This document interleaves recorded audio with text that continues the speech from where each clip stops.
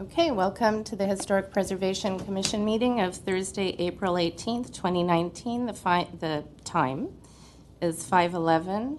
May we have roll call, please? Commissioner Craig-Naughty? Here. Commissioner Doom? Here. Commissioner Morgan is absent at this moment. Commissioner Shire? Here. Commissioner Vartanian? Here. Thank you. 4 presents. Thank you. Item number 2 is report regarding posting of the agenda. The agenda for this meeting was posted on or before Monday, April 15th, 2019 on the bulletin board outside City Hall. And number 3 is approval of the minutes of February 21st, 2019. Do we have any comments or changes? I did not. No. So moved. Okay, second. Okay. Roll call. Commissioner Craig-Naughty? Yes. Commissioner Doom? Yes. Commissioner Shire? Yes. Madam Chair Vartanian? Yes. Thank you. Motion to Okay, move. item number 4 is oral communications, and having none, we'll move on to comments from commissioners. Do we have any? Yes, I would like to just make a quick comment. This past weekend, Lorna and I went to a nice little farewell mixer for Sean Bursell of the Glendale Historical Society, who's leaving us in another week or so. So I just wanted to say thank you to Sean, if you're out there watching. Thank you very much for everything that you did for us. We hope you and Heather have a great life out there back east, and if we're ever there, maybe we'll come and hit you up and you can give us a historic tour of your new neighborhood. So thank you, Sean. Thank you for that, and yes, I would like to second the sentiment. I think we're all going to miss Sean very much. He's done a lot for preservation, and he leaves some pretty big shoes to fill. Yes, he does, Mr. Hunt. So we're not looking at you. Okay. Anybody else? None. Okay. Item number 6 is old business, and having none, we'll move on to item number 7, which is new business. 1521 North Columbus Toll House, GR number 9, Mills Act application.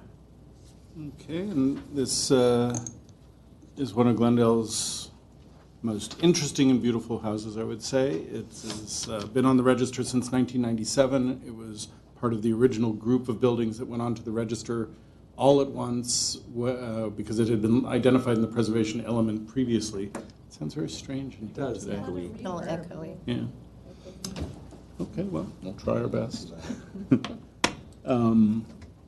The house is a craftsman-style house. It was built in 1912. It's a very large craftsman, one of the largest in the city.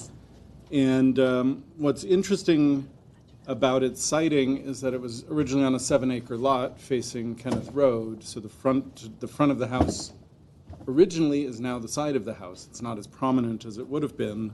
So we're really looking at the side and what was originally the rear facade when we look at it from the street from North Columbus. The house was built by Charles Toll and Eleanor Joy Toll, both of whom are significant figures in the city's history. Charles Toll was a banker and a financial guy who was a vice president with Security Trust Company, which was Leslie Brand's company. He was a major civic figure. He was identified by Robert Shearer. Where's my quote? As one of the important men in Southern California. I'll paraphrase. And Eleanor Joy Toll is actually probably even more interesting. We've had lots of bankers who've been important figures in the city's history, but she was an educator, and she really contributed a lot to the city and to the region in terms of not only education and kind of pedagogy and the thinking about teaching, but she was also very active civically. So she was one of the founders of what's now Glendale Beautiful, that was originally the Glendale City Civic Beautiful Club.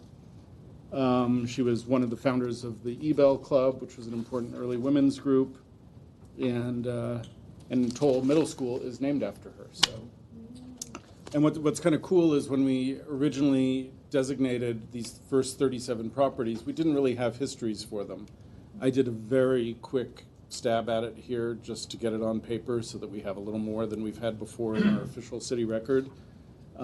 If the Mills Act contract is approved, obviously the savings that the current owners would receive would go into the upkeep of the house. It's not just this large two-story craftsman house, but there's a very interesting kind of garage workshop building at the rear of the property, and then kind of another ancillary building that's sort of a guest house, maid's quarters, with board and batten siding. So all of that, as well as the entire grounds, would be encompassed by the Mills Act contract, and staff is very excited about recommending this to the commission. I pulled together some photos I'd mentioned before. We have cool before and after photos that were posted when the property was for sale. So all of these photos are from the MLS that I stole. But as you look at the house, it's remarkable how much is still there, including these kind of low brick walls and the shape of the driveway. There are some alterations around the driveway and at the front. But the house is very much intact. The only real significant change near the house is this little covered patio kitchen area that's been in place in some version or another since the late 50s. And you can see in this photo it wasn't there, but it certainly is minor enough to not detract, in our opinion, from the overall character of the house. Here's the original view from the south, and it's a little more compressed. You don't get the nice sweeping view because you can't get far enough back because of the houses that were developed on the site. But again, you can see just how much of the house is really still there. Here's an aerial view just to give you a sense of the scope of the property with the house here. The little patio cover I mentioned is right here. This is the garage workshop area, and this is the kind of smaller ancillary building with the very large front yard area.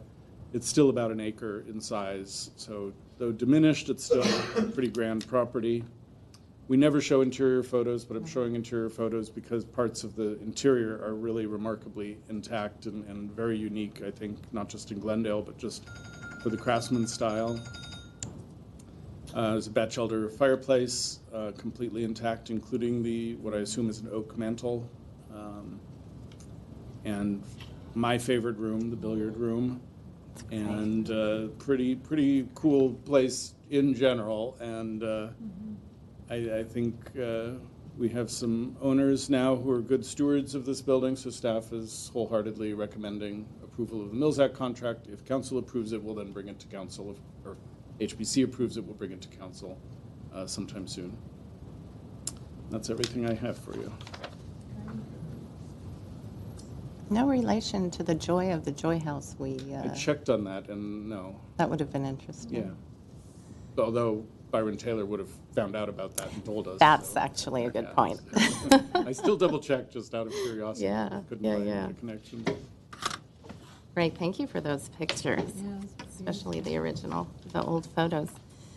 Okay, we will open the public hearing, and I have one speaker card from Richard Cavanati, if you'd like to come to the podium.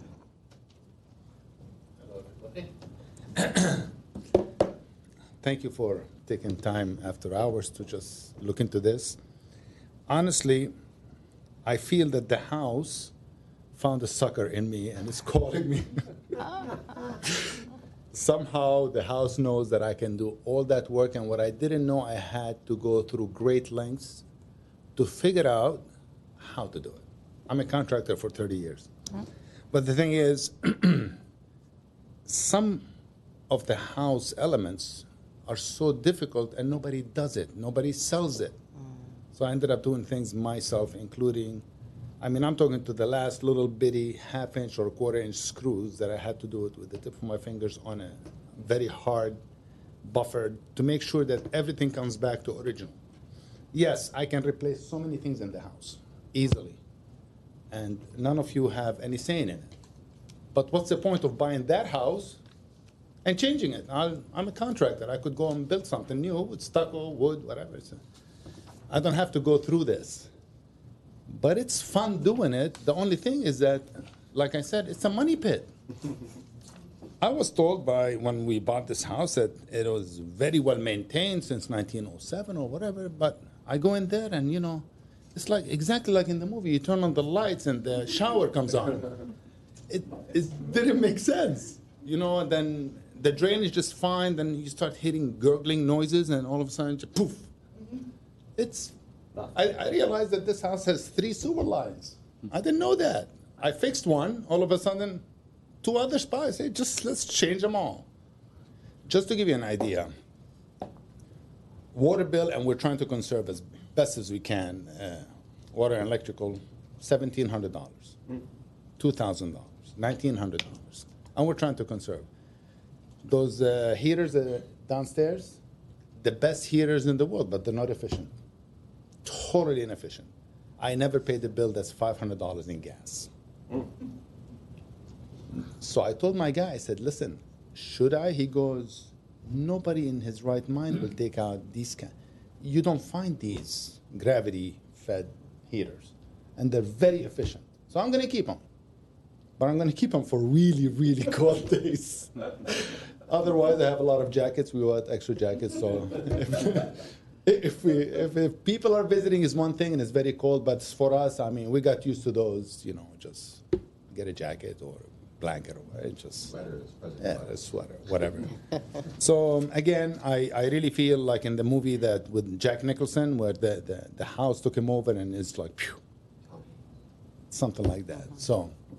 Like in The Shining, that's the other movie. Oh, The Shining. Yeah. When it wouldn't let him go, it's just let. Twins in the billiard room. There you go. I always was fascinated, and as a contractor, I will never even touch historic preservation. If it says historic, I tell my customer I don't do this, because I don't deal with people like, for example, Jay. Everything has to be to perfection, right? So I'm trying to avoid that. I ended up buying one, and we went to other ones. We went to another house in Glendale. The minute I went in, I felt like I was attacked. It was like, it didn't feel good at all. This is one old house that you feel peace inside. Yeah. We go to sleep happy, we wake up happy. We look at the house and it's damaged and it's all over the place, and we love it. So, although, and I told Jay, although the approval for the inside is not something that you guys deal with, I want him to be involved. I wanted you guys to be involved. Because you know, I mean, this is my first historic home. I need help with you guys telling me, why not? I was gonna paint the downstairs white. Did you tell him? I did. That room downstairs, white. Because I needed to be more lit up. So Jay comes in and says, no, let me explain to you. So he showed me how. A very informal discussion. Yeah. He was showing me how the wood was cut by hand saws and whatever, and mill saws. You don't want to sand that down. You want to show it. It made sense. So what he told me, I took the advice, and it cost me probably 3 times as much, because now I have to do it very delicate without sanding, but then I need to use certain chemicals to remove the old and replenish it. You haven't seen it lately, but you've seen it. We kept it the same. I took everything out that is copper, solid copper, and it's shined to original when this gentleman with his wife, Mr. Toll, installed it. So whatever I can preserve, some lighting, I was gonna throw away, but at the beginning I said, you know what, let's just keep it. You never know. We put it aside. We ended up putting it in a bathroom that we made it old with that copper tub. Beautiful. If you guys made it last Saturday, you would have seen it, but it's okay. No problem. You're welcome anytime. I want you guys to come and see it, because we need help, especially like the outside. We didn't change anything right now, or we preserved it, but we didn't paint it, because we're trying to find out what is leaking after the rains. What damages do we have? The screens, we replaced the screens, and the guy said, listen, I'll give you a special deal, because the amount of windows you have here, some customers don't give me all year. So, okay, 118 openings, cost me $6,000. And that's at a good price. Do I need to change them? Yes, because we don't have an air conditioner, we don't have a heat, or we don't have a, so we can't open the windows. If you open the windows, you live in a forest. And we've seen bugs that we've never seen in our lives. So even though I lived in Glendale, but there's some kind of ants. We don't, you know, but anyway. So you got Story short, we got screens. The lady that lived there before, God bless her soul, She put everything that broke all the way in the back of the property. We found it, we thought it was trash. The garage doors were trashed. All the windows were broken. I restored that. Should I start over? No. You're lucky we didn't put the timer on for you, so. You've seen those doors, so now they're solid, but now we have to paint them. Instead of me just painting it, we're priming everything, we're prepping everything, because to paint a house like that, as a contractor, is gonna cost me over $100,000. So I need somebody from your perspective to say, you know what? And I was told you don't have to necessarily be involved in the painting, it's the structure and the looks and whatever.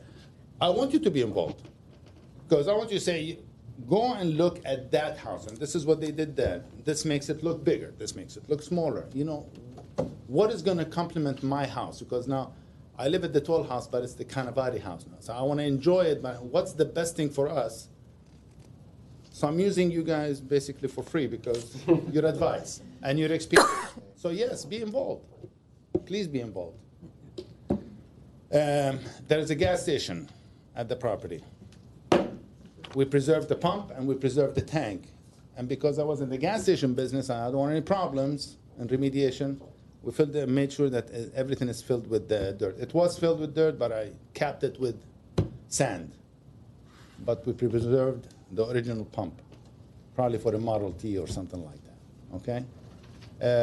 The kitchenette outside was existing, dilapidated, where Mr. Platt was saying that on the side of the house, if you want to show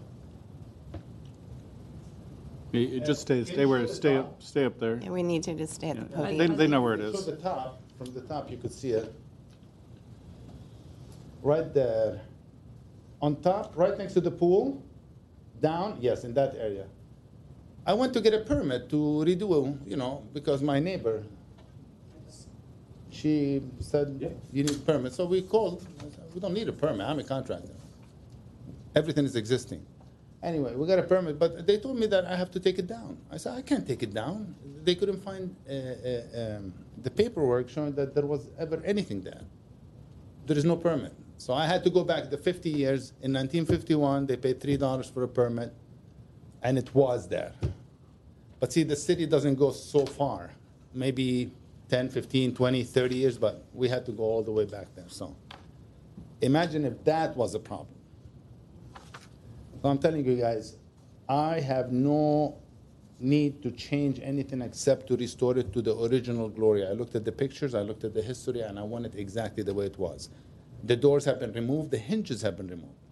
The door locks have been removed, even to the pins have been restored. So if you go in there, somebody's happy in heaven saying, the house looks exactly how we had it when we first built it. So no changes.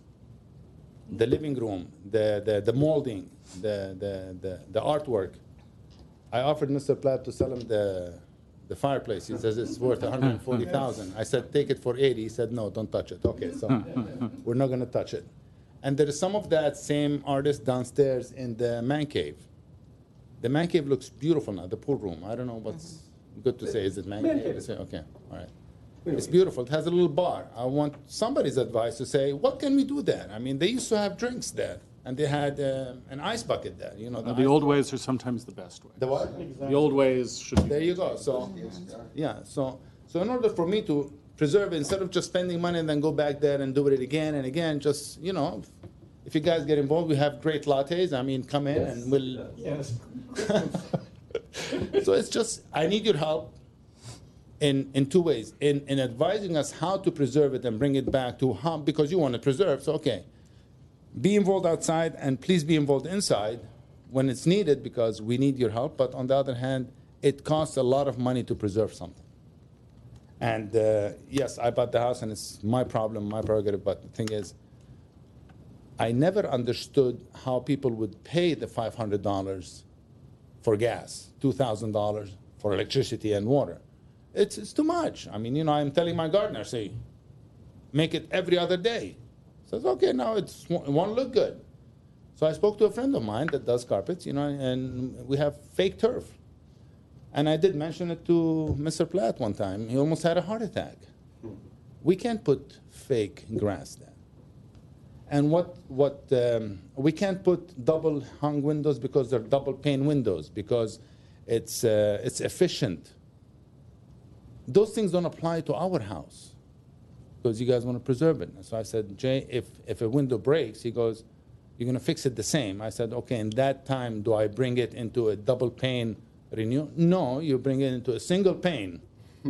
So I went even farther. When I do the single pane window repairs or inside repairs, I use the foggy glass the way they used to do it in the old days when they didn't have the technology. It would cost 3 times as much.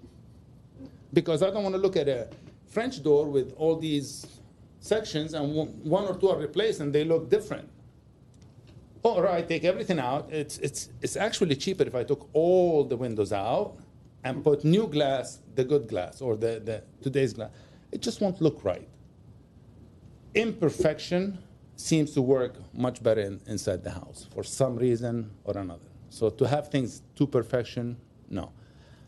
The kitchen was not for a house of this caliber. We got the permits. You guys approved it. We went along with it.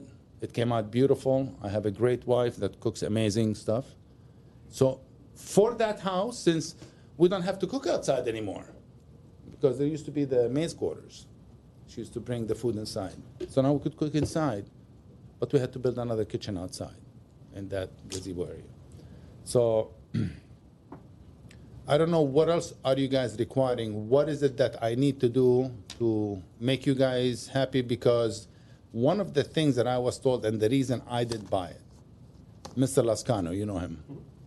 Richard, 70, 80%. And he said it was Mills Act. And I said, no problem. No problem, Mr. Lascano. That sounds good.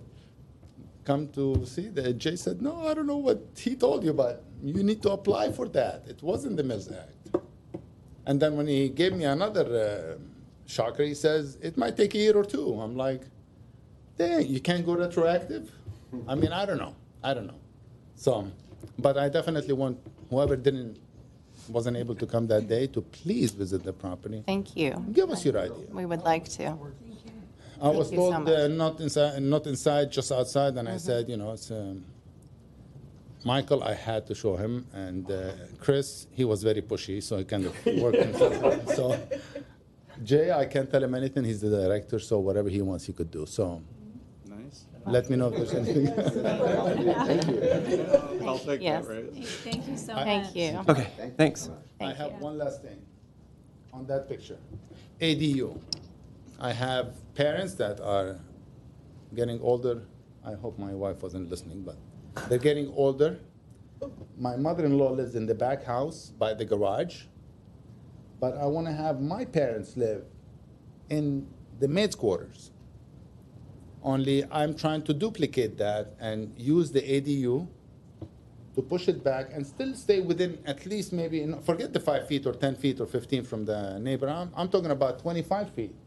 That will give me about 1,100 square feet. That will match that house, because if my mother-in-law lives in 1,100 and I give my parents 900, we're going to have a fight. If I can jump in here, Yes, the sir. commission is not in a position to talk about an ADU. They're only looking at the Mills Act. If you sign a Mills Act contract, it may limit your ability to move or alter that building. That's so why I'm you bringing need- it up to So I'll share, and we could talk anytime you want, but Okay. it's not appropriate to talk about it here Got because you it. don't have a proposal before the commission. So- Then I'm done, unless you have any questions. I am. Thank you. No, I don't have any. Thank you. Any You're very questions? complete. for- Thank you. Thanks. Thank you very much. Good job. Appreciate that. Okay, we'll close the public hearing and go to commissioner comments. Who would like to start? Well, I'd like to start. I was able to make it on Saturday, and I wished you all had been able to be there. I arrived when Chris was in the bar at the time. The coffee bar, Yeah, the Having- coffee bar.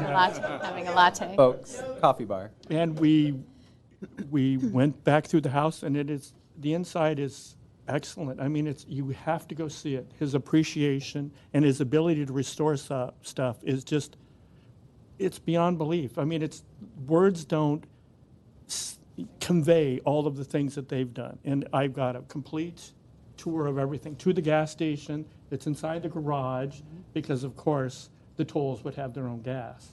And the buildings around there and all the work that he's done on everything. I mean, all the hinges, the doors, you know, the refinishing of the inside. It's just, I can't say enough. Besides the fact that they are the most gracious people that I have ever been. They, you know, it was like you go in there and like a Jewish mother, they're like, eat, come on, have some of this.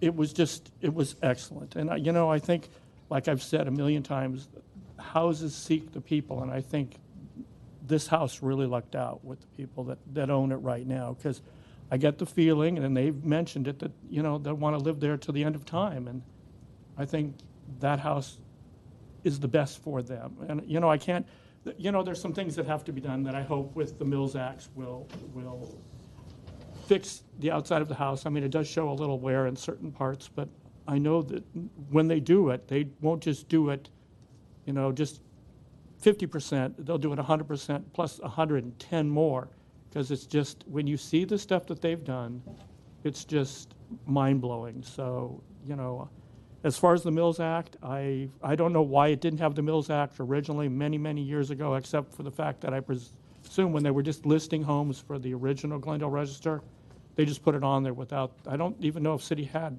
the Mills Act at the time.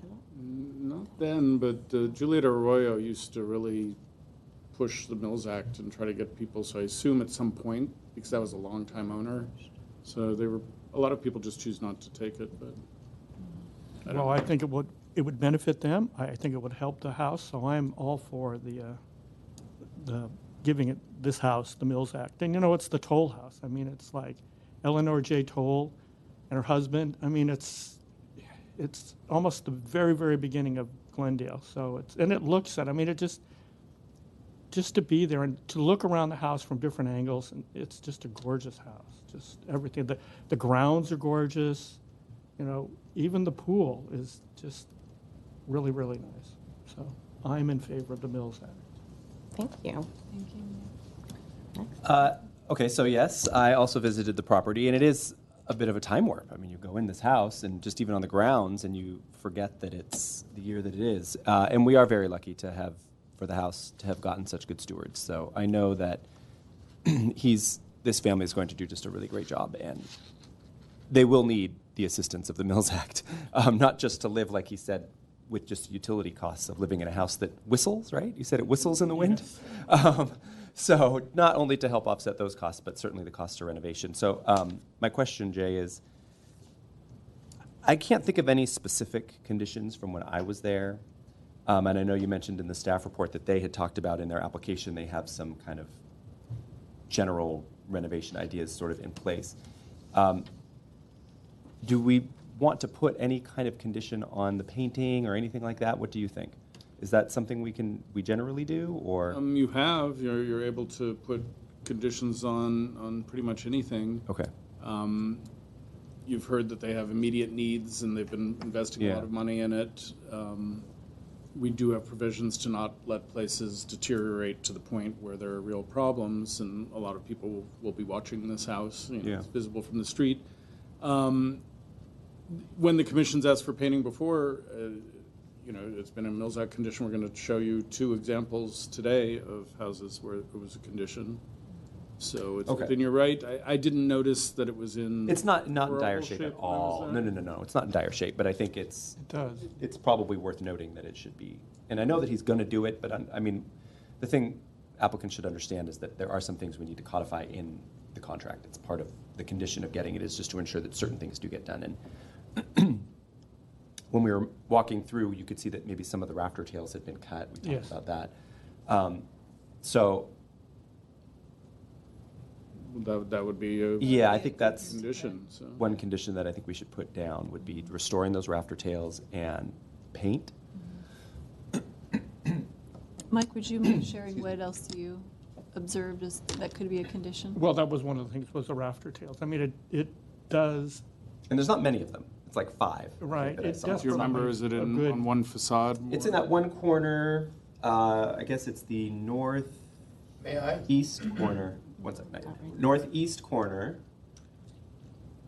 Yeah. So it's literally that corner, This area, right? right Here on the second down floor? there, right there, Okay, going straight across that line to the left. okay. I think, I mean, they Oh, probably is that just had where some I'm rot. seeing, it looks like I'm seeing a missing tooth right there, maybe? Yeah. Okay, so. So I think they just had some rot and someone cut the tips off. Well, what we could do is just, I can go out on a visit and Yes, that would be the- verify. Otherwise, I mean, it's in remarkably good, it's in remarkably, not only good shape, but it's in remarkably good continuity, I guess is the word I'm looking for.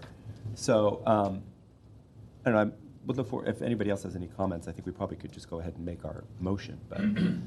Chris, may I comment? She would just have to open the public forum, so let's see if that's something the chair would like. I'll open the public hearing just for a quick comment on the rafter tails. Okay. Come on Can you up. please come on Yeah, up? now you can come up. 2 minutes. 2 minutes you get. Please don't make a condition on that. Don't make it conditional. I'm asking you, please, because I'm the one that asked you to be involved. I'm inviting you to be involved voluntarily.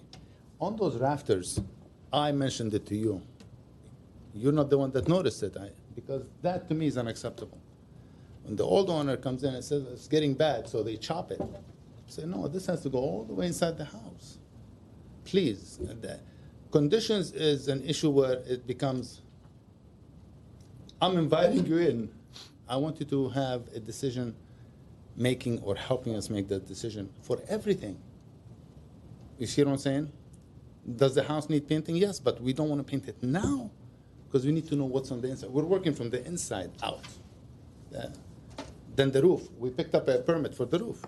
The roof is going to be changed because the gutters are inside the roof and the gutters are leaking, causing the damage to those rafters and the undermount, the soffit area.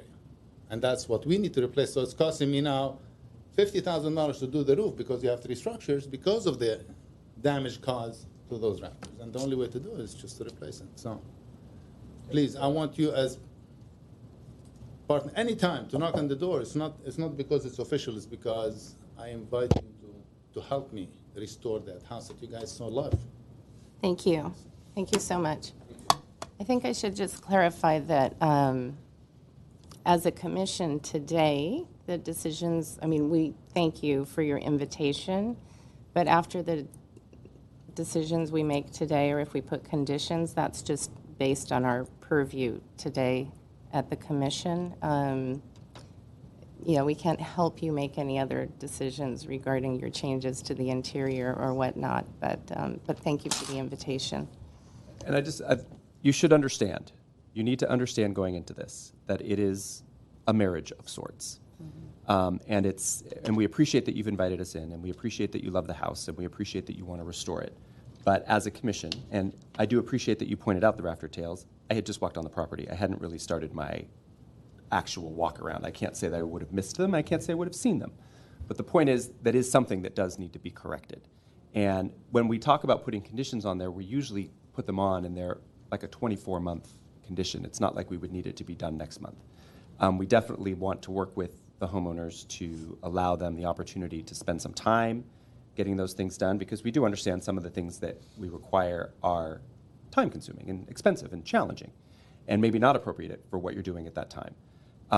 But you do have to understand that there very well could be conditions put on this that are required as part of the process. And the reason for those conditions is because the point of providing the Mills Act is to ensure that those changes, that the house is brought back fully. You, I have to say, sir, are very fortunate that the house is as far in good condition as it is. There are many homes we see have many more challenging conditions put on them. So it may seem like a kind of crazy one, but it is something I feel that even if I hadn't brought it up, that had my other commissioners been to the property, I'm sure would have called it out as well. And unfortunately, it's a decision we have to make today. It's not a decision we can make at another meeting unless you wanted to postpone the whole thing, and I don't think that's a good way to go. I know you want to get started on it. The sooner we can get our approval done, the sooner it will go to City Council and move it forward.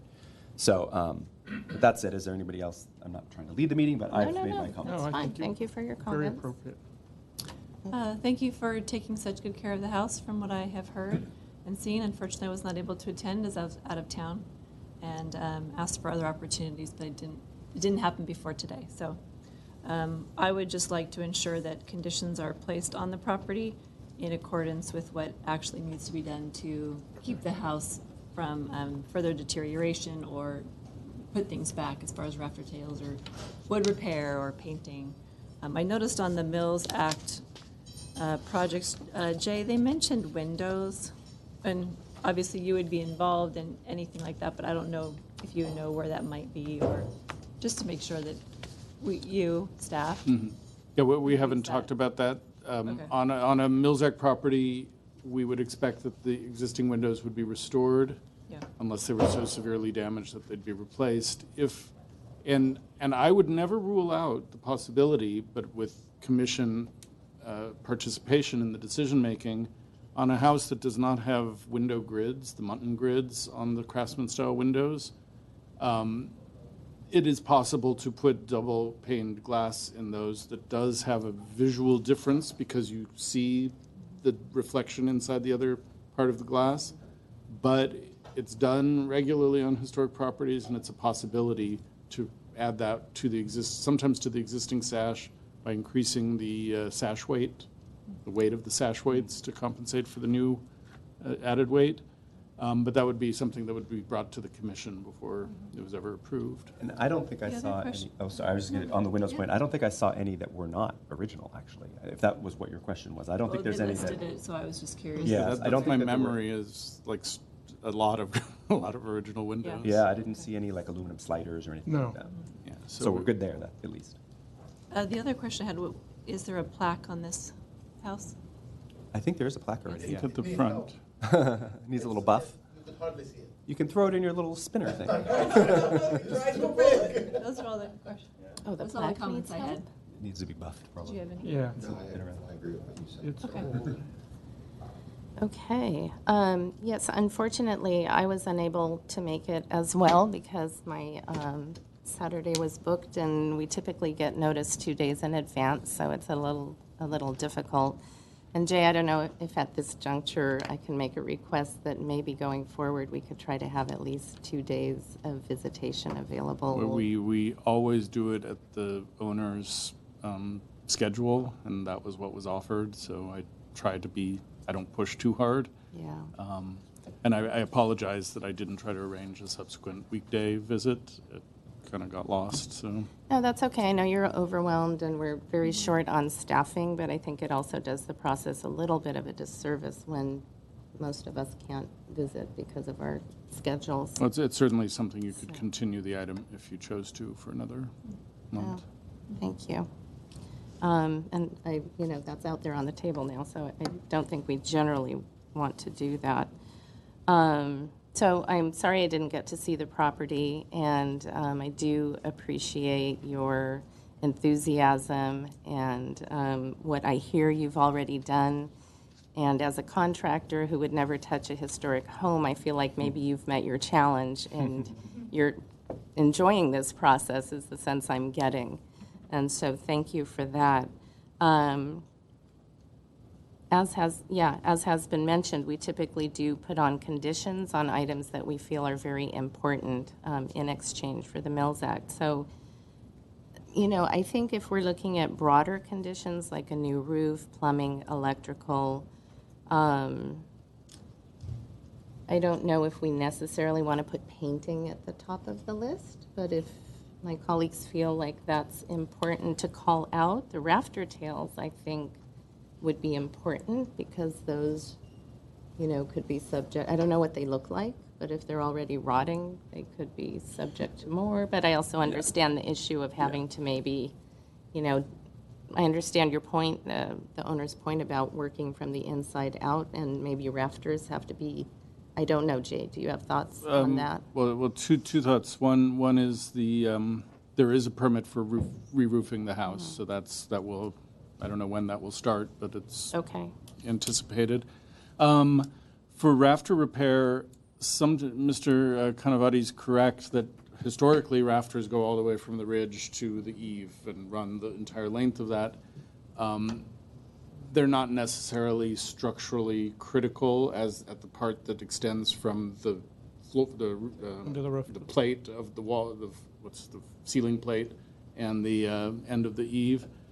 A lot of features in craftsman houses like beam ends are decorative and always were decorative. They're not real beams that extend through the roof structure. I don't see, I believe in many craftsman houses, there are kind of decorative rafters that are used to replace kind of intervening. I don't think you would do it on the entire run of an eave. So that's a possible solution. It's also possible to do what's called a Dutchman, where you cut off part of it and you kind of reattach. You can do at the Gamble House, they've done repairs with epoxy resins. So I'd have to explore how dramatic the changes are. If it's a big chunk like this, you're not going to use resin to do it. If it's deteriorated ends, you can use the resin. So if you add that as a condition, I'll definitely visit the house and kind of we'll look at the whole thing and see what the solutions are, and we could bring that back to the commission if you wanted at some point. And then just to speak to the idea of a continuation, because this is the Mills Act and we don't process the applications until the end of the year anyways, if you did choose to continue, there would be absolutely no change for the Canavadis or for staff in terms of processing this. We just have to have another hearing, so. Can I ask a question? Because the house is already on the Glendale Register, the homeowners would still be subject to oversight in terms of changes, right? And they already have been. Right. So something like the rafter tails could come up if he was making a change to something else that involved them, right? Sure, but it's the kind of detail that generally doesn't get done. Painting generally is going to happen on a cycle, Yeah. whether it's a shorter or a longer cycle. A rafter tail, like I said, if it's not a structural issue, a lot of people might just live with it. If you felt it was important to kind of restore that pattern or the rhythm of the rafters back. I believe where Chris was going, though, if someone had a concern about the condition or how it's being maintained of a registered property, forget the Mills Act, they still would be under the city's scrutiny to replace it. Putting the Mills Act aside, is that where you're going? Yeah, basically. Yeah, I just wanted so them to say- under, I just want. They're still under Yes. this, like, Yeah. If it's you want decorative, no. conditions. Well, he's under the same condition, and technically that they have to keep the house up to Yeah, the level of. through the Mills Act, we have a stronger stick to guarantee that the timeframe. work happens and the time frame, and also for subsequently for any work that happens without permits, there's strong financial penalties that can be invoked. I guess my point is I just wanted the homeowners to understand that even if you didn't have the Mills Act, because you own a registered home, you're already married to the city in a way. So I'm glad that you're here and we're all in support of it. I just want to make sure you understand that it's not a huge leap from what you already have to what we're doing with you guys now. Just don't overthink it, because the minute the roof comes, Okay. So, we have extended our conditions out over longer periods of time. Yeah. So we could also make, if that is an issue of concern, we could make the period a little, the period Well, for execution a little Personally, longer. if there's a permit already for roof, the time is now to do rafter tails and repair along with that. So to me, it doesn't Okay. seem like we need to extend. Plus, time is of the essence if there's wood, either rotting or damaged, and then you need to repair and paint that. So if we Point gave well a taken. year or 18 months or something, obviously it takes a while anyway for the Mills Act to go into place before the clock starts. Yeah, so fair it would enough. be 18 months from today, it'd So- be 18 months from when they sign it in December. Right. Yeah. That said, if the roof is happening now, Well, And we we don't have know. The kind of permit's a- valid for 2 years, so. for 2 2 years years. on roof? I Okay. believe. Yeah. Oh, Could be a year. okay, it's a long time. Okay. So it's the pleasure of the commission for a, Make a motion? condition and time frame on the roof? Or let's see what you have on the rafter tails. Okay, I'll make a motion. I move that the Historic Preservation Commission recommend to the City Council and the City Manager that the city enter into a Mills Act historical contract with the property owners of the Toll House, with the condition that within 18 months, you like that? 18 months that the rafter tails, any missing rafter tails, I guess, in Have case to we miss reword some, this.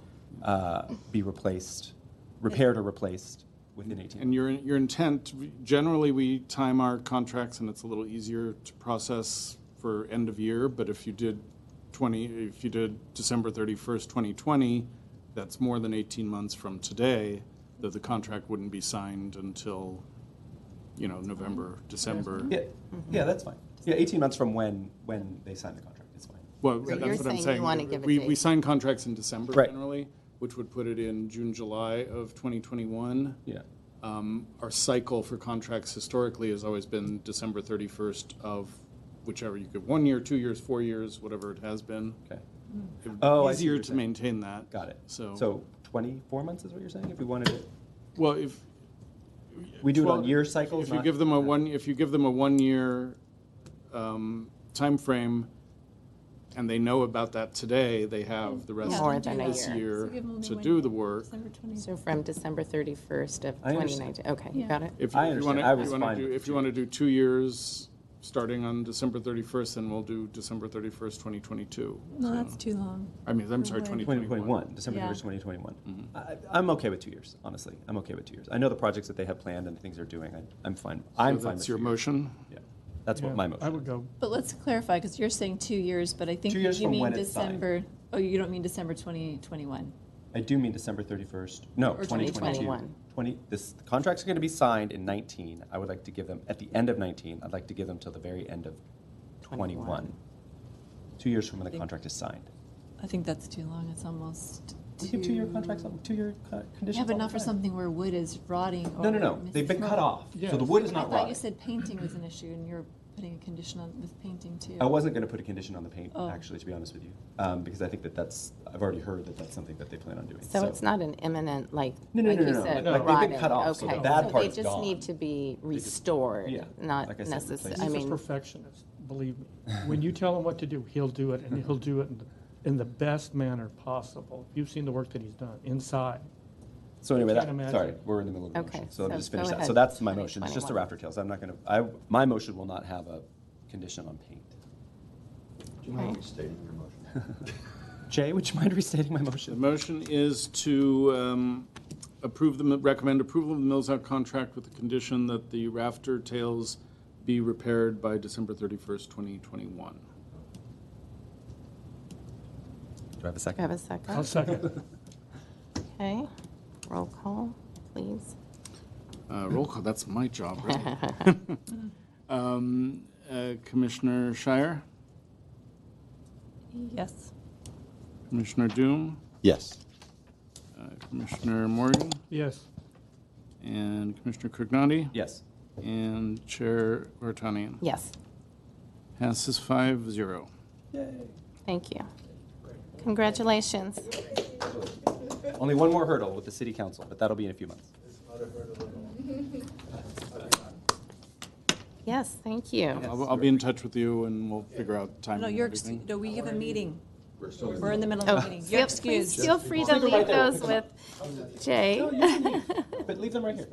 You can stay, you can leave them there if you'd like. Okay, thank you so much, congratulations. With that, we'll move on to 7B, which is 2018 Urine Preservation and Mills Act Fulfillment Overview. Okay, I'll try to go through this quickly. We have a bunch of slides. Broken into sections. First, we'll look at the properties that were approved in the last calendar year. A couple of these were actually approved by HPC in 2017, but not by council until 2018, so I'm including those here. Miradoro Gateway, the Brand Cemetery, of course, Kiefer and Irick Mortuary, the Joy House, which on El Rito, which we'll talk about in terms of some Mills Act conditions in a minute, and the Schaefer House by John Lautner. So those are our 5 new Glendale Register properties for 2018. All a very interesting selection, shows the diversity of Glendale's great architecture. We have a few properties that are still pending, so I'll go through those. This is a little more detailed than what I've done in previous years, so this may be a preview for how we'll do this from now on. We have a property that was approved, recommended to council by the commission at 1545 Virginia. Subsequent to your approval, the owner, who's doing some interior work, kind of was not sure where that was going and how it might impact the rear facade. So I kind of put the brakes on taking it to council, waiting to see if it was something that was minor enough that I thought I could approve it, or if it was something that would need to be brought back to the commission.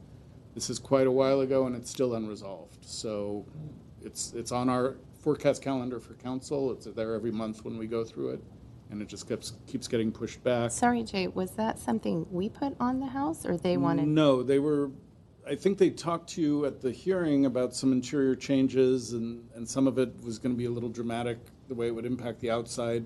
I can't remember if I kind of walked them back from that before the hearing or if it was discussed at the hearing. It's basically just open, well, my memory, and I'm not sure where it stands right now, it was opening up a rank of French doors and fixed windows kind of off the breakfast room, which you didn't consider. Is there a statute of limitations on our recommendation? We don't impose one. If this lingered forever, we would ultimately ask that it be withdrawn. But I'm still in regular touch with the owner, who now is proposing changes at the pool deck area, and I haven't been able to talk to him.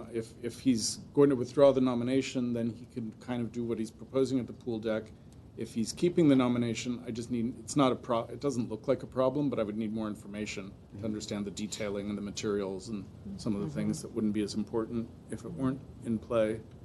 So when you say nomination pending, you just mean approval by city council, basically? I guess, yes. Like because we've left. Yeah, I mean, but yeah, you've recommended Okay. that the nomination be approved by council. Yes. But technically, it's still, Yeah. either way, so. Got it. 1608 El Rito is a slightly different situation. This was a property that the commission really wrangled back and forth about some alterations that we didn't quite understand. I didn't quite understand the kind of sequence of events and what really had happened there. At the same time, this was coming out after council was indicating that they were less interested in designating properties with significant alterations. I had suggested to the owners that maybe we hold off on bringing it back to you and to council until we have a kind of a better sense, better track record of where that's going. But unfortunately, all of the nominations, the Schaefer House, the Joy House, Kiefer and Eric, and the Brand Park buildings, all just sailed through because there weren't really any issues with those. So we haven't built a better track record with council. So I haven't spoken to the owners for a while, but this is still kind of pending. And as you can see from the street, it's a very unique, interesting property. And I think there was concern on the commission's part about how some of the rear changes might have impacted the integrity of the house.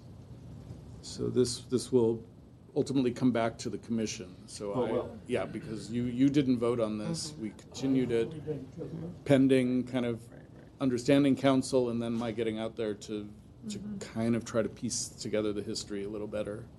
So assuming we don't get any sense from council, I'll probably get out there in the next couple months and try to move it forward. And then we have the Knudsen House, which was approved last year at the end of the year. And there's no issues with this one. It just hasn't gotten to council yet. So the owners have agreed. There was some concern after the hearing that they might not have been interested in. There was a condition, if you remember, on the side of the house next to the garage to kind of remove a balcony and change some windows and pull some sliding doors out of there. And I wasn't sure they were on board fully, but I've more recently heard that they are. So this will go to council with the conditions that you recommended. So those are our pending issues. Here's something else new that we haven't done in the past. I thought, why not talk about, just remind us that the commission doesn't approve everything that comes its way. Several properties were denied in the last year, including 1450 Royal Boulevard, which I'm sure you all remember well. We had this kind of Tudor Revival house in Chevy Chase Canyon. It just didn't quite make it to the level I think the commission was looking for. And then we have this beautiful house on Cortez Drive that to all appearances is remarkable, but over half of the house is fairly less than 20 years old, or 30 years old, so the commission decided not to recommend this house. Well, I thought the applicant withdrew. They did, yes. they did. Oh, Yeah, Yeah. yeah, I'm We sorry, didn't yes. recommend. I should didn't say, deny it, we I just- should Yeah. say, in all three of these cases, the applicants Go have ahead. withdrawn their nominations, so. Mm-hmm. And then another addition for tonight's session is to talk about some of the design review cases, since that's happening. Years past, we had very few design review cases. Now we're experiencing an uptick in work in historic districts and on some Glendale Register properties. This was the house on 1400 Moncado that raised a bunch of issues. There was going to be an addition here on the upper photo on the left. The owners decided not to go forward with that. There was another addition that was going to be behind the garage area. They decided not to go forward with that. Unfortunately, they had changed their garage door, they had changed the paving of their driveway, and they changed some gates and walls. I have legalized the changes to the gates and walls on this side, and on this side, there's still a code enforcement case for the, I believe, I have to double check, I didn't look into that today. I believe the garage door is a code enforcement case. My direction on that was, it is a pretty solid, heavy-duty door. It has a lot of tchotchke things on it. My sense was that if those were removed and the door were painted rather than being the clear finished wood, it would be close to the kinds of Spanish doors that are appropriate. This house didn't have a historic door, so we don't have anything to kind of base it on. But I haven't made a decision on that, and it may end up coming back to the commission. So sometimes with these code enforcement cases, the time period can really extend a lot longer than I think most people would hope for. But we had put a condition on there for the garage door, right? A specific condition. Right, but then they've They're not doing that moved, work, the project hasn't gone forward. I'd have to talk to some people and figure out how that would work. But was the condition to change the door or to paint it? No, to change To it. change it, okay, good. That and the front door. I Front think, door, too? yeah, the garage door and the front door we felt were not appropriate to the house, the Okay, period, even if they were the painted. style. Yeah, I think we had a Okay. pretty long discussion Yeah. about all Yeah. of that. There was curves and all kinds of, I mean, windows. So I see, I think I understand where you're going. Because they're not moving forward with the project, our design review, That's thing that's doesn't really what I'm apply. not. That's what I'm not sure about. so, but now But the we know that there's an issue. But the direction from the commission is useful for the code enforcement case and for my memory bank to remind me that it's not okay to just paint this. So Right. front door. No, we had a long discussion because we really sort of wanted to make it work, but it wasn't sitting right with any of close, but us. not quite close enough. Yeah, Is that the one that they had to do garage doors inside? yeah. Yeah. Ones? Mhm. Still? Yes. Okay. So thanks for that. So, and you were saying you legalized the wall and the gate as it was built, or with any changes or requested changes? We had them remove a light fixture that was on top of one side, Okay, but overall it was a relatively modest change. So. okay.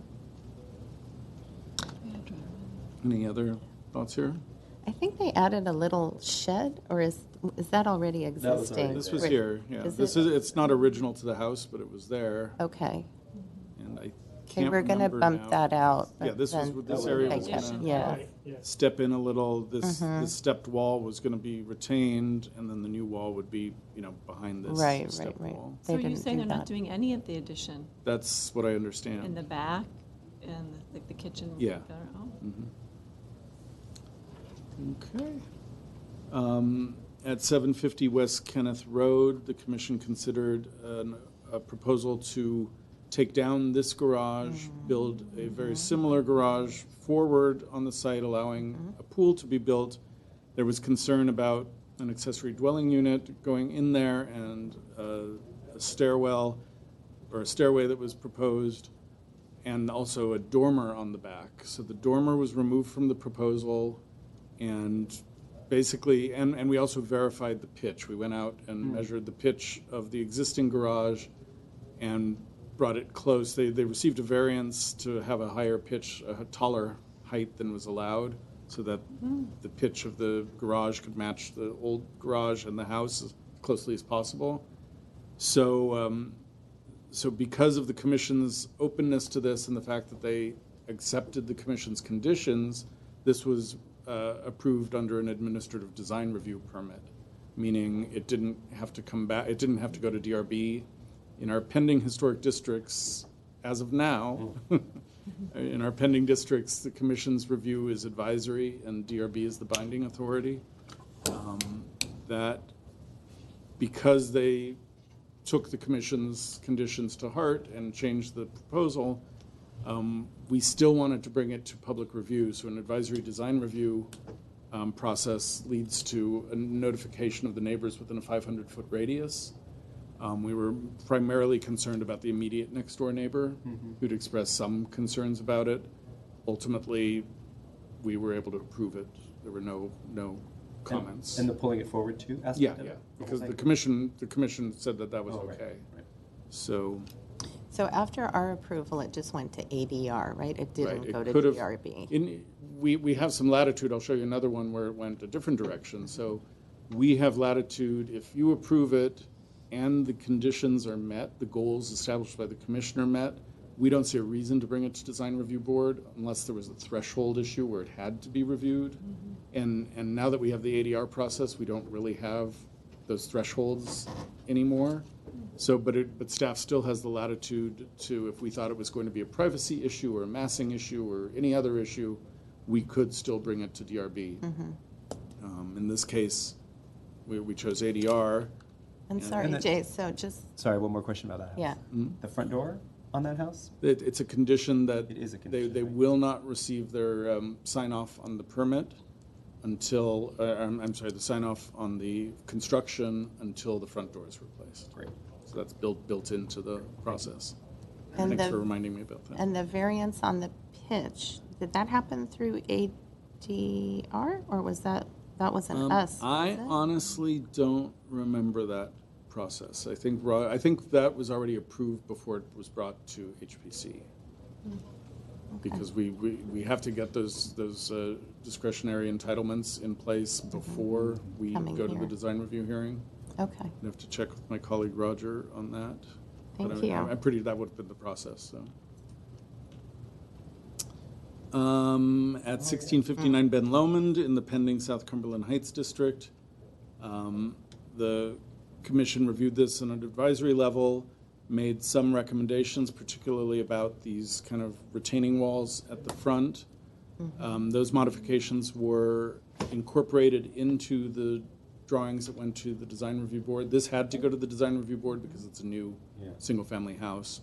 So, so all of I don't remember all of the conditions offhand, but everything the commission asked for went to the design review board, and then the board approved the project. So, And all of our taking into advisory- consideration do you The- remember? your conditions were already incorporated in the drawings that went to the board. that was nice good. of them. So they revised the drawings going into the hearing, Right, and I believe, didn't have time to research all of this. okay, sorry. But yeah. You know us better, Jay, we're gonna. I know. I'm here. I'm ready for. No, but I appreciate you adding all these. Yeah, of separate categories. course. That's a lot of work. Of Yeah. No. course. Well. Yeah. Helpful. Just for today. Yeah. We give you grace if you can't answer all our questions. Okay. No, I'm always. just telling him he knows we're gonna nitpick, because we Yes, he do. does. I would say that was bold of him to even anticipate. show us these I know. extra slides, knowing. Well, Jay is bold. Oh, yeah, this one is the. So here's the Elliott House in the Casa Verdugo pending historic district, also on the Glendale Register. This was some changes to the rear yard that are invisible from the street, but they were significant enough changes that we wanted the commission to weigh in on it. And I believe I gave you an update more recently. You approved a conversion of the garage for an ADU, which doesn't require design review approval, but we packaged it together. You approved a swimming pool in a deck area, and then there was some concern about a window that was being changed to a door. And I went out and researched all of the doors, and I gave you an update on that a few months ago.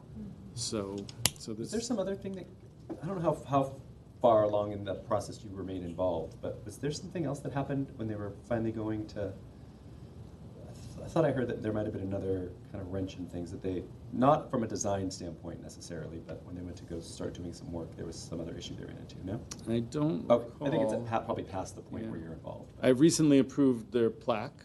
Oh, So they will be yay. putting a plaque up next to the front Great. door.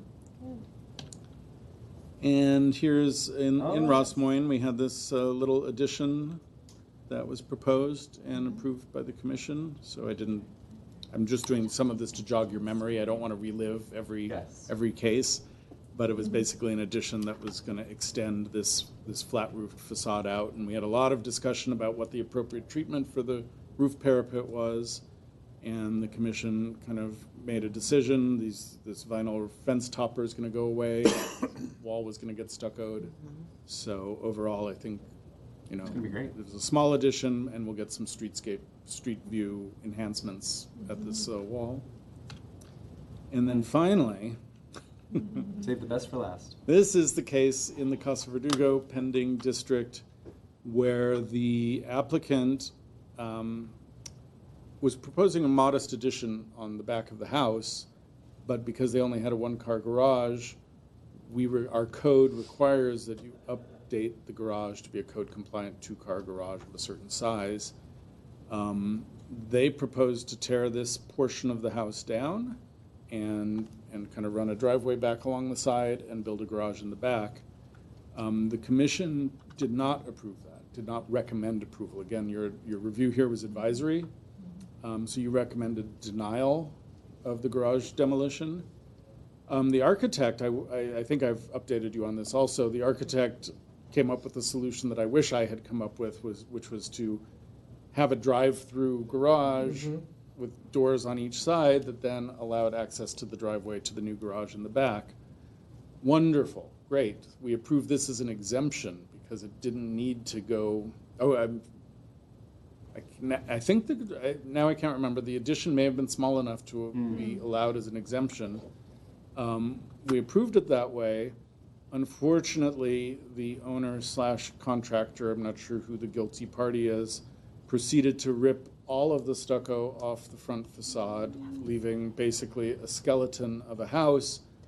They removed these windows, but maintained them on site, so we can't say what their intentions were. It was called in as a violation. The neighborhood, needless to say, is up in arms about this. It does have some relation to our pending demolition deterrence ordinance discussions.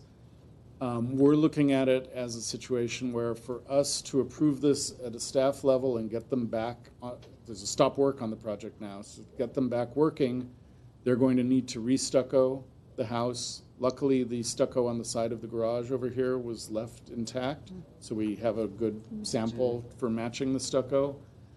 To the best of my knowledge, these windows are still on site. My goal is to get those repaired and reinstalled, although we would accept new wood windows that match all details of this. This front window is broken. Some of the muttons are broken. First choice, repair and reinstall existing, but it is not impossible to match these new windows, or with new wood windows. We would not approve fiberglass windows. We would not approve vinyl windows, obviously, so we're going to be pretty strict about what we can do at staff level. If they came back and said, well, we want fiberglass windows or we want something else, we're going to start this whole process again, bringing it back to the commission.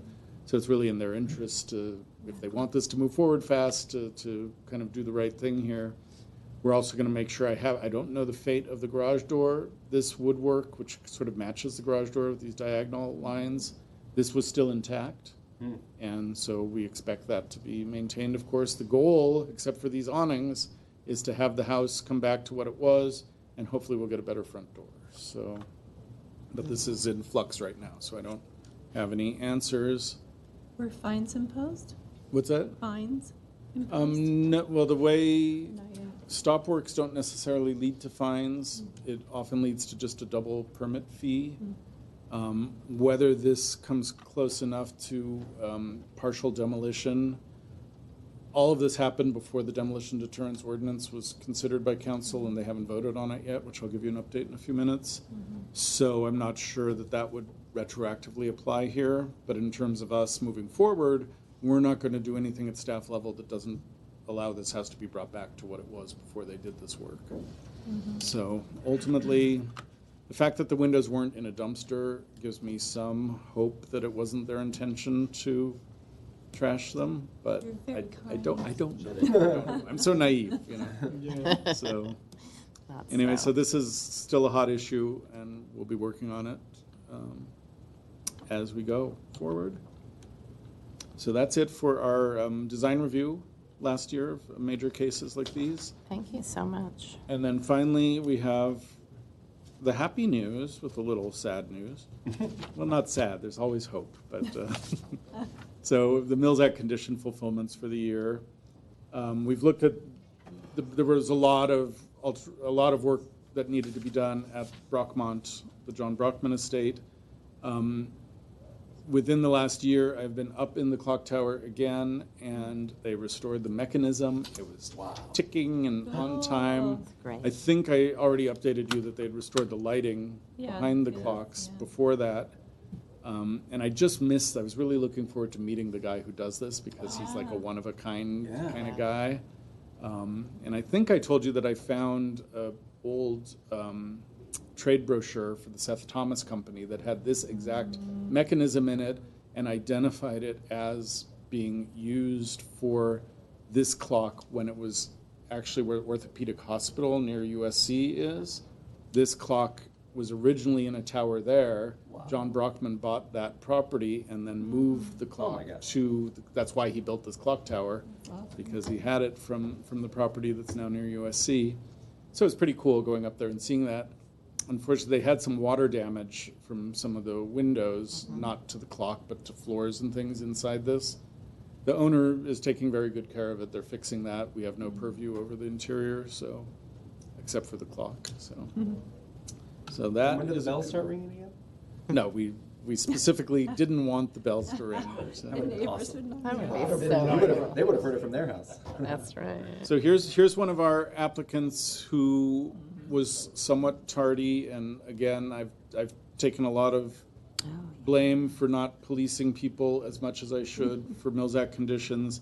But if you've driven down Wilson recently, you have seen that it has this, what I think is a phenomenal paint job. I love the way they did this house, and it's got a kind of forbidding Gothic thing. We don't regulate color, even on our Glendale Register Mills Act properties, but I think they did a really interesting job here. They also, the owner has also fulfilled all but one of the Mills Act conditions. So this was a screening that was put around the air conditioning unit. The chain link fence that used to be here is gone, and the owner chose not to put a wood fence, which was approved by the commission. He has planted kind of hedge plantings around the perimeter, which we don't outlaw at this point in time. But it's great to see that fence gone. This back deck, which obviously isn't original, but had some cheap lattice work at the bottom, now has kind of wood slats. Right. You see that a little better here. And there were some basement windows. I believe that these windows were actually intact previously, and I don't have a photo of the place where they were replaced, but I've personally seen them. So he's fulfilled all of the work at the house.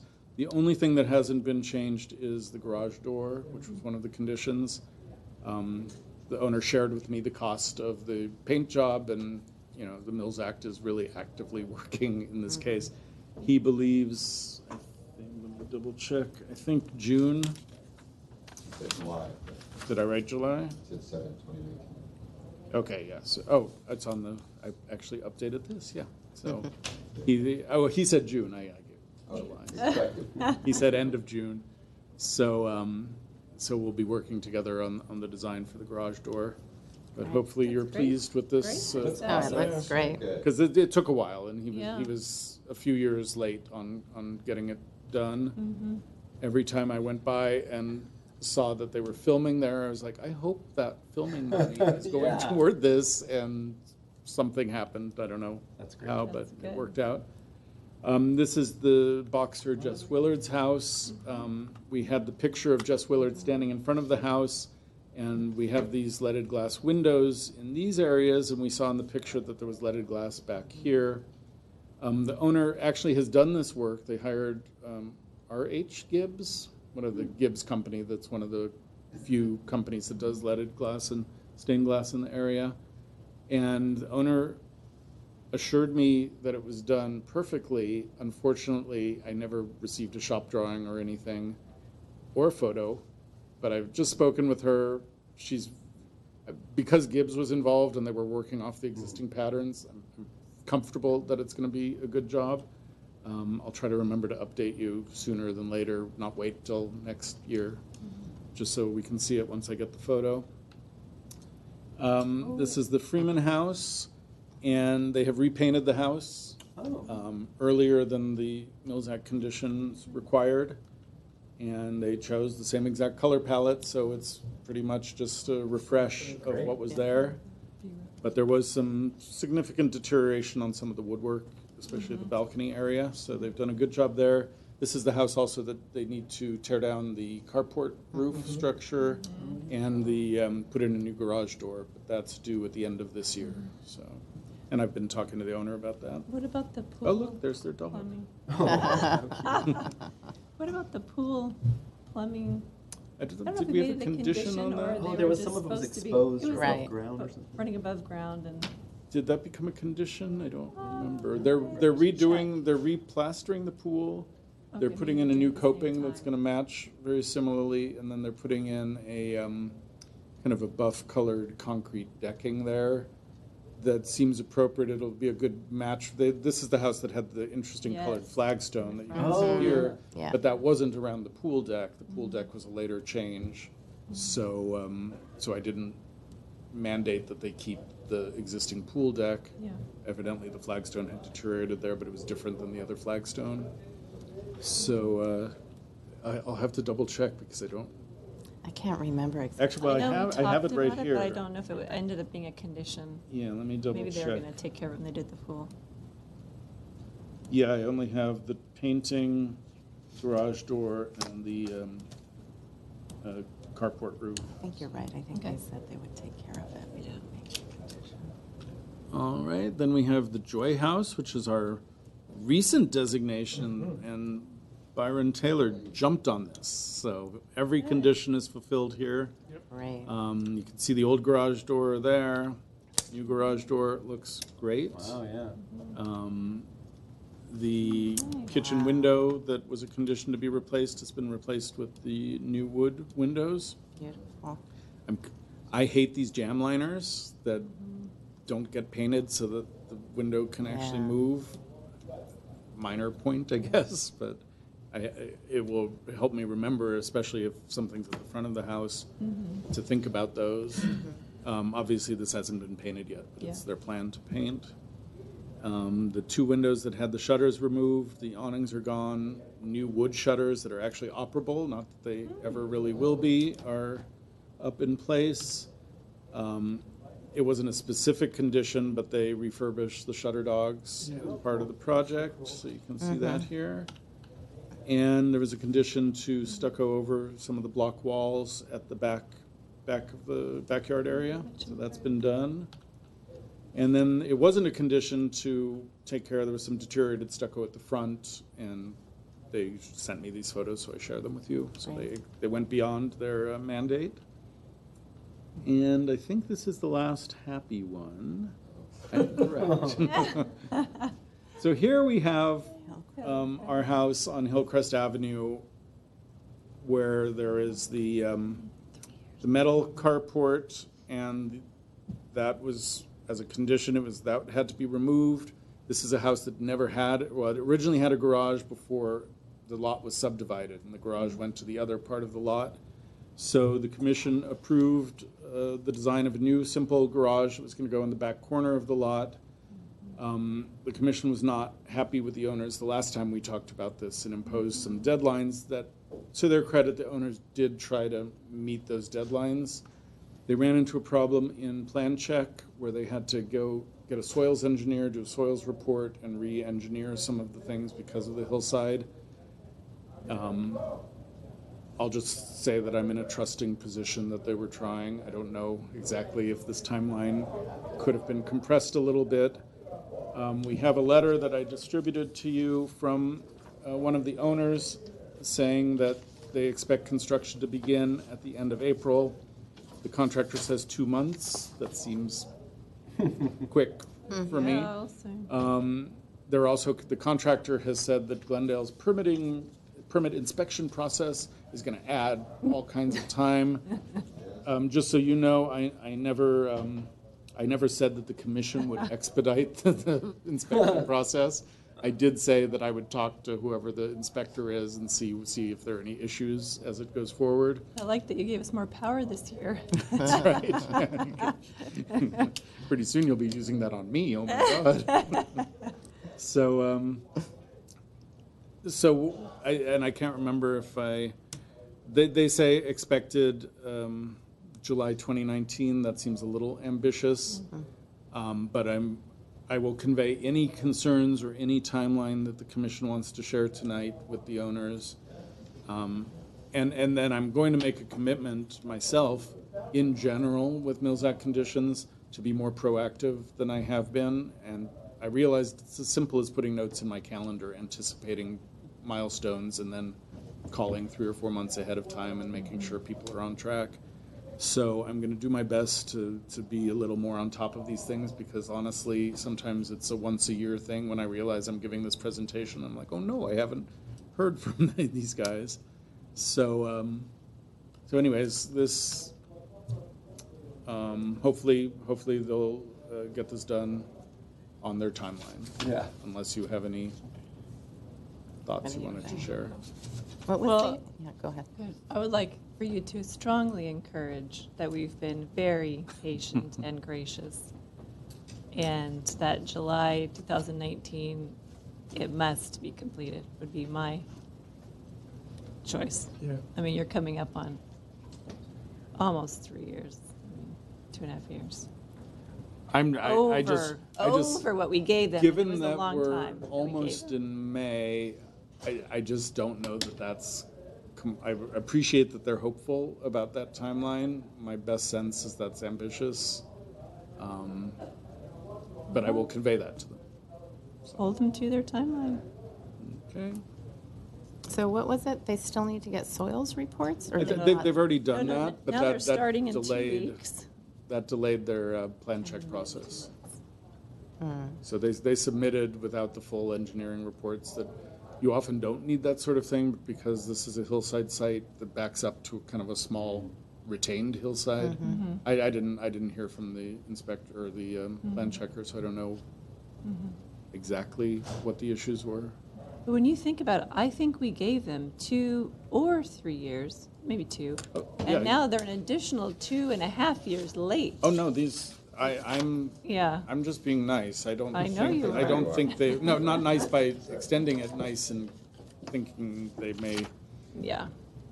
because I know they haven't been crazy about having to get rid of the carport. Yeah, it But seems meanwhile, like they have been benefiting from the Mills conveniently Act for Right. years dragging now. their feet. Right. I'm sorry, what? It seems like they're conveniently dragging their feet. I guess we could require the demolition immediately, but then they might be Yeah, they willing give to them build more. the garage. They've pulled their permit for the demolition, so they have that in hand. Oh, good. So I don't know that we can Yeah. crack the whip within the deadlines for permits, but Well, you can So you can convey give us your- I will Update, like- strongly convey that you expect this to be done on their timeline of July. Can they give us monthly photos, and you can give us updates each month? I can Seems ask fair. for a monthly Well, we update. should at least get updates, Yeah. right? Monthly photos of 2 progress months, and Okay, I'll put that on the agenda for June. We might not have photos, but we should get an update. I can take photos. It might be no change. So Jay, let's say this ran another year, and we had finally reached our limit. What's the course of action in a situation like that? There's the cancellation of the Mills Act contract, which is a legal thing. It's never, as far as I know, been invoked in the entire state for any Mills Act property. I think I've told you I lived in a Rudolph Schindler apartment building in Studio City that came this close to being the first case that the state was going to prosecute Really? against the owner. The penalty is 12.5% of the current market value at the time of the assessment, which is pretty onerous. Unfortunately, it goes to the state, not to the city. So, but not that we're hoping for this. We Yes, don't want of to course make our not. money that way. Yeah.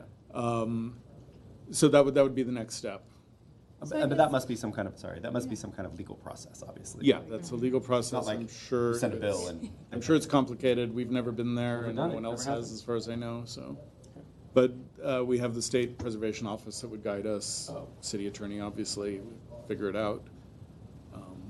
Hopefully, the fear of losing that much money would get people moving. Yes, So. and my statement in the one-year timeline in my question was certainly not meant to suggest we would wait another year. I just was, Yeah. that was just the number I threw out. Really up with it. Well, I guess you could remind them kindly of their contract obligations and the I think I have penalties. done. I think I have done that. So. I'm sure you have. So, but I will again. So we have this one. We have the Paterka House, which I think there's, in this case, a few more extenuating circumstances, but maybe still not. I spoke with the owner today. He's very aware that the work needs to be done. A friend of his is the engineer. He volunteered to fix this beam. It wasn't something the commission necessarily recommended, but it should happen for a Glendale Register house where we have sagging structural members. So the outstanding work is to replace this beam. There was a vinyl window on a bathroom facing the back patio area.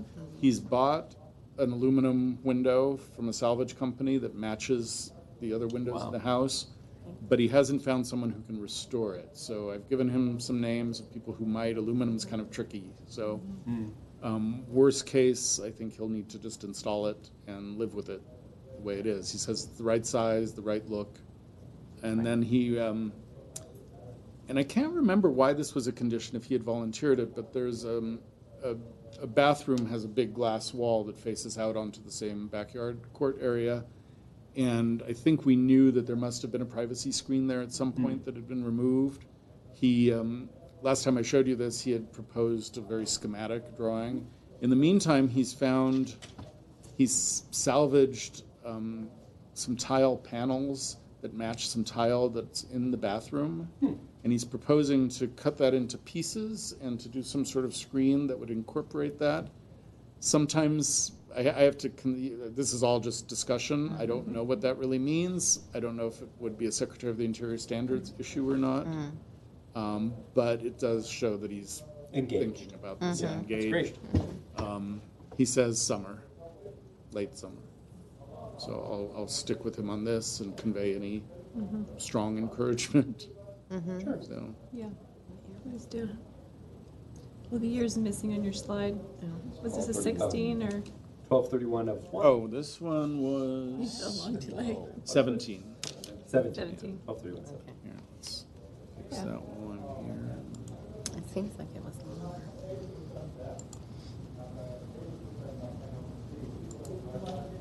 All right. And the Benetti house, he's done, and last year I showed you, he had done all of the work except for the windows, which aren't due yet.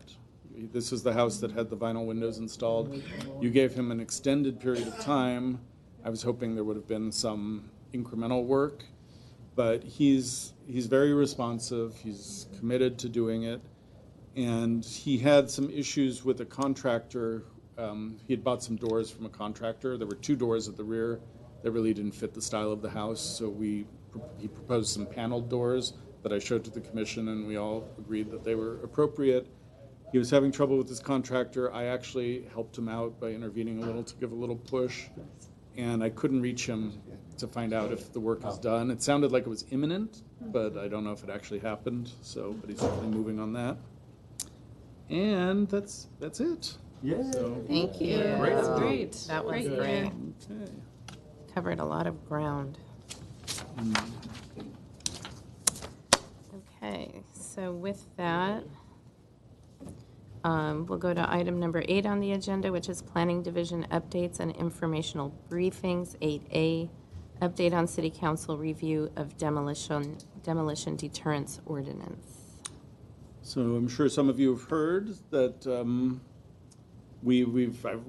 I've presented to you that we proposed a long list of recommended changes, a long ordinance change to 3 sections of the municipal code that was initiated by council after the demolition of 1520 Valley View, the illegal demolition of the Craftsman House on Valley View.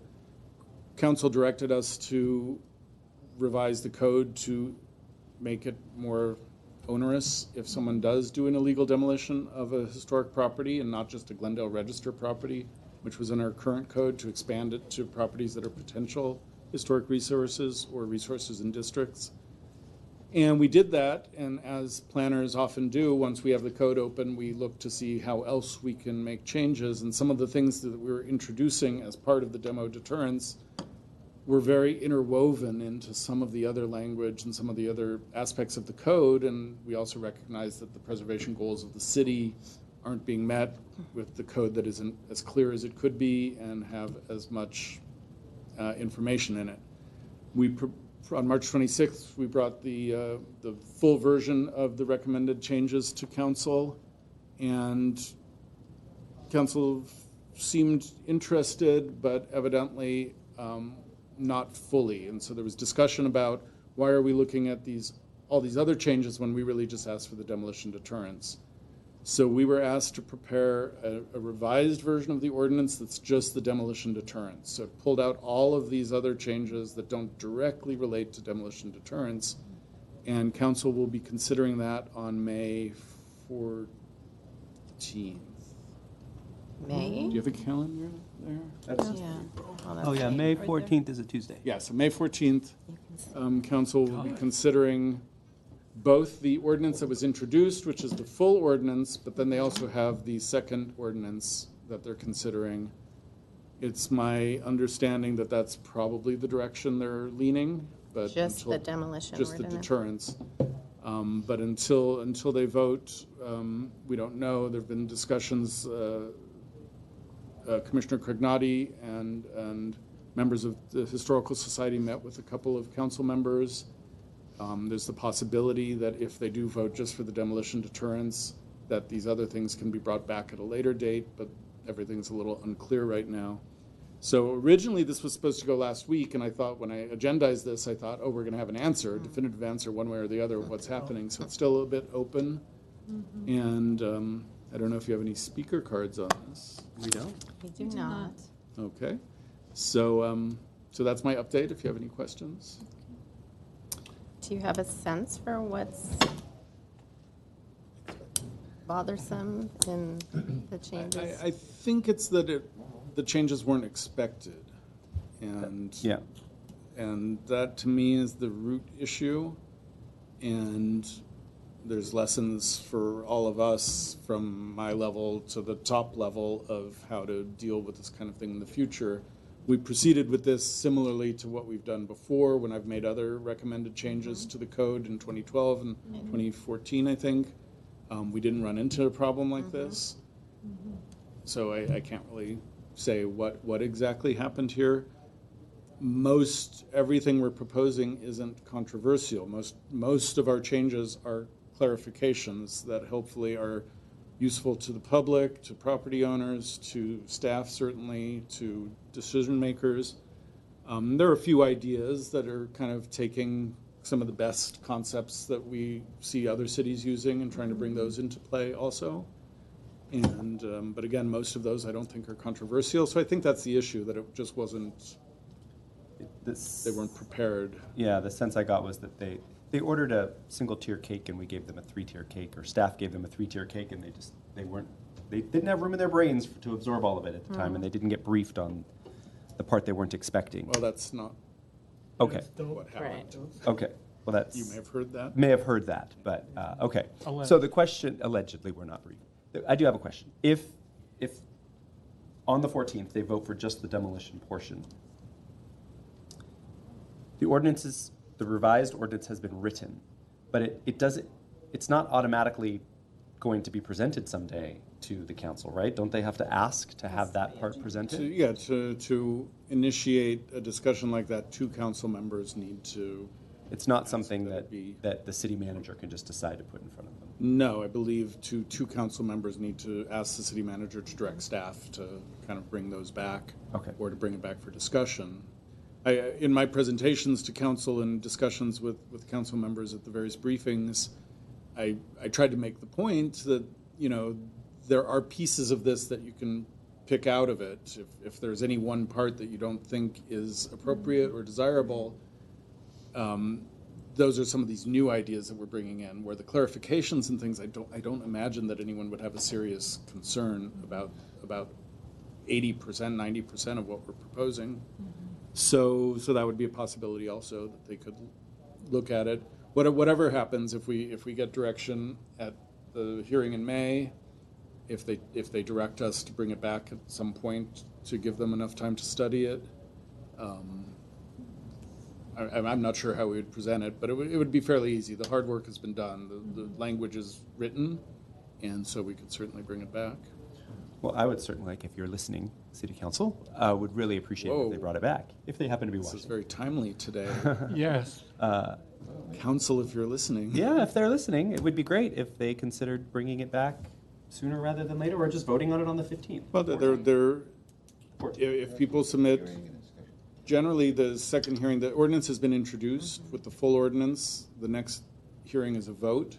Sometimes there's no public comment taken, but if there are people who want to comment on it, and any commissioner or member of the public is in a position to put a speaker card in, and That's May 14th. May 14th, right? Is that a meeting you'll be at? I know you're missing one. Yeah. You'll be at that one. All right. Thank you. Now we'll move on to 8B, which is update on RFP for proposed South Cumberland Heights and Casa Verdugo Historic Districts. Okay, so originally the RFP was, originally it was going to go out 2 years ago, but but most recently it was going to go out in January. The city attorney's office did significant revisions on it, and then demolition deterrence kind of got in the way. So I have a new schedule that is still tentative, but my plan is to issue the RFP to our list of consultants on Thursday, April 25th. We will give a 3-week period, partly because I'll be gone for 2 of those weeks, to submit. This is kind of a standard process with requests for proposals, and you have to give all of the potential bidders an opportunity to ask questions, and then you have to distribute those questions and answers to all of the bidders so that the playing field is level for everyone. So we have a deadline for those requests of May 13th. We'll take a week to respond to those. So the responses would, if there are any, we haven't usually gotten any in the past, but we have to do this. May 20th would be the response. Hopefully 2 weeks later, we would get their proposals. Well, that would be the deadline. 2 weeks after that, the proposals would come in. And then we kind of open it up, because we staff has to review all of the proposals. We go through a ranking system with charts and checklists and things to see who we are ultimately going to recommend. We generally come up with a top 3, assuming we get more than 3 bidders, which we probably will for this. And then we conduct interviews with the consulting firms. We choose a firm, and then we go to City Council for approval of the funds based on the chosen firm's budget price. If Council agrees, we will hopefully get the approval sometime April. Oh, I screwed up. Yeah, I'm looking at the old one. June, the interviews would be June, July. The contract, City Council approval and the writing of the contract would be July, August, and then hopefully the consultant could begin in August. So I know it still sounds like a long time, but this part's a little bit mechanical. We don't have a lot of room to play with that. So that is the plan as of now. There's nothing preventing me at this moment in history from getting this done by next Thursday. So talk to me on Thursday. We'll see. See Maybe if, you could race the garage being built. Yeah. what's that? You could Oh, right. race the garage being built. I like that. Yeah. So I Do hope. we have grant funding in place to offset the cost of? No, we don't. The only grants that we're ever really eligible for are certified local government grants, and those are very difficult for us to get. We tried to get one for Ross Moyne. I thought you did. For Ross Moyne, I don't Pretty think we sure did. you We did. got. No? I thought it was denied for Ross Moyne. We got a very good price for Ross Moyne. Okay. Oh no, we did have something else. It wasn't a CLG grant, and maybe I'm confusing it after this time. That's been a while. It's hard because they expect for them to decide to give grant money, they want to know that City Council has already approved the project and they're ready to move forward with it. So as soon as the grant money comes in, we are starting to move on it, and they're on a annual cycle doing this, and it's too hard to even comprehend how to kind of time it. Right. So I see CLG grants, if things cool off in the future and we have time, I have ideas for studies, kind of history type studies that wouldn't have this cyclical deadline. Right. And so I would hopefully, because we've gotten several CLG grants over the years, but it's been a few years since we've even applied for one. Okay. So but it's a possibility. Okay, so I think with that, unless anybody has any questions for Jay, we can move to adjourn. Are there any other applications for historic districts in? There are. We have Bellhurst Historic District, Bellhurst Park Historic District, which is the area just to the west of Ross Moyne. We just got Bellhurst Hill Slopes, which is the area north of Mountain. And that one I honestly haven't looked at very much. I will be working with the applicants on both of those to see if possibly we can turn this into one district so the process isn't two separate districts. They're the same developer. It's similar to Ross Moyne. It's a phased project by the same developer that was built out over time. So so that's coming. We have heard that Rhodes End neighborhood is going to submit a nomination, but I don't have it yet. And El Miradero has been in play for the 11 years that I've been here. So. Is that something you're gonna maybe? Is there a goal to get to that? To us, El but Miradero? No. The Bellhursts. Is there a goal to get that? Of course, to us yeah. by the end of the year? What I basically said was, it's at this point, just getting the Casa Verdugo and South Cumberland have taken us this long. Once we have a consultant on board, then it's kind of the consultant's working for months, Right.